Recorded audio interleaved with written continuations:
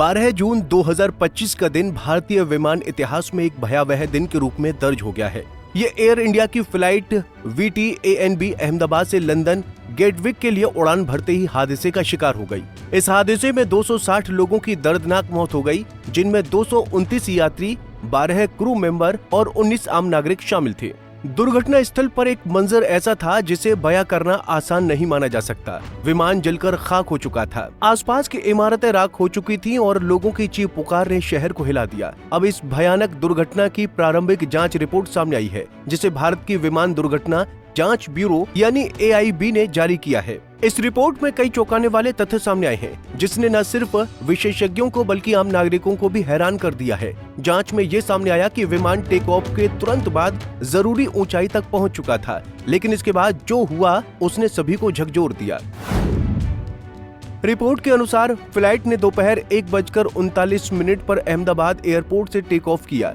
महज कुछ सेकंड बाद दोनों इंजन अचानक बंद हो गए, जिससे विमान की पावर पूरी तरह खत्म हो गई। पायलटों ने तत्काल स्थिति को समझने और नियंत्रित करने की कोशिश की, लेकिन तब तक काफी देर हो चुकी थी। फ्लाइट रिकॉर्डर में दर्ज पायलटों की बातचीत इस बात की पुष्टि करती है कि वो खुद ये समझ नहीं पा रहे थे कि इंजन के फ्यूल कट ऑफ स्विच आखिर कैसे बंद हो गए। पायलट सुमित सबरवाल और को पायलट क्लाइव कुंदर के बीच इस बारे में बातचीत हुई, जिसमें एक ने दूसरे से पूछा कि क्या तुमने स्विच बंद किए हैं। जवाब मिला नहीं। जांच में पाया गया कि दोनों पायलट शारीरिक और मानसिक रूप से पूरी तरह फिट थे। फ्लाइट का वजन भी मानकों के भीतर था और उसमें कोई खतरनाक सामान नहीं था। टेक ऑफ से पहले विमान में कुछ ऐसे तकनीकी नोट्स एक्टिव थे, लेकिन उन्हें कोई गंभीर खतरा नहीं माना गया था। ऐसे में ये सवाल और गहरा हो जाता है कि टेक ऑफ के चंद सेकंड बाद ऐसा क्या हुआ जिसने पूरी फ्लाइट को तबाही में बदल दिया। AIB की रिपोर्ट के अनुसार जब दोनों इंजन बंद हो गए तो कॉकपिट में लगे ऑटोमेटिक सिस्टम ने आपातकालीन पावर सिस्टम RAT को सक्रिय कर दिया, लेकिन तब तक पायलटों के पास बहुत कम समय बचा था। उन्होंने एक इंजन को दोबारा चालू करने की कोशिश की, लेकिन वो ठीक से शुरू नहीं हो पाया। इस बीच फ्लाइट ने नियंत्रण खो दिया और रनवे से महज 1 किलोमीटर दूर BJ मेडिकल कॉलेज हॉस्टल की इमारत से टकरा गया, जिससे आसपास की 5 इमारतों को भारी नुकसान हुआ। ब्लैक बॉक्स से जो ऑडियो और डेटा मिला उसने हादसे की पूरी तस्वीर कुछ हद तक साफ कर दी है। एक रिकॉर्डर से 46 घंटे का डेटा और 2 घंटे की ऑडियो रिकॉर्डिंग मिली है, जिसमें फ्लाइट के आखिरी क्षण दर्ज हैं।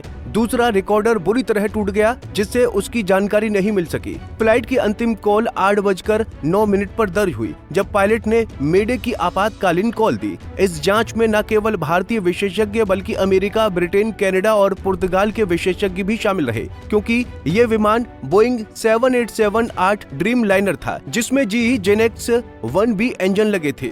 रिपोर्ट के अनुसार विमान का निर्माण 2012 में हुआ था और इसके रखरखाव में किसी बड़ी खामी की पुष्टि नहीं हुई है।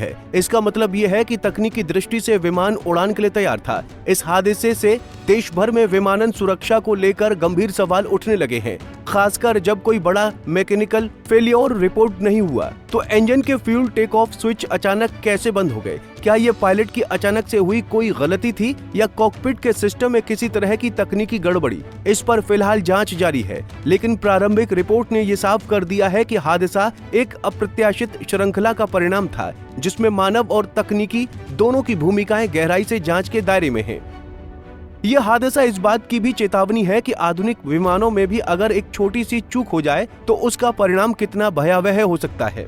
अहमदाबाद की ये त्रासदी न केवल भारत बल्कि वैश्विक विमानन उद्योग के लिए भी एक बड़ी चेतावनी है। अब इस हादसे से सबक लेते हुए जरूरी है कि उड़ानों की हर प्रक्रिया को और सख्त किया जाए, ताकि भविष्य में इस तरह की कोई भी त्रासदी दोबारा न घटे।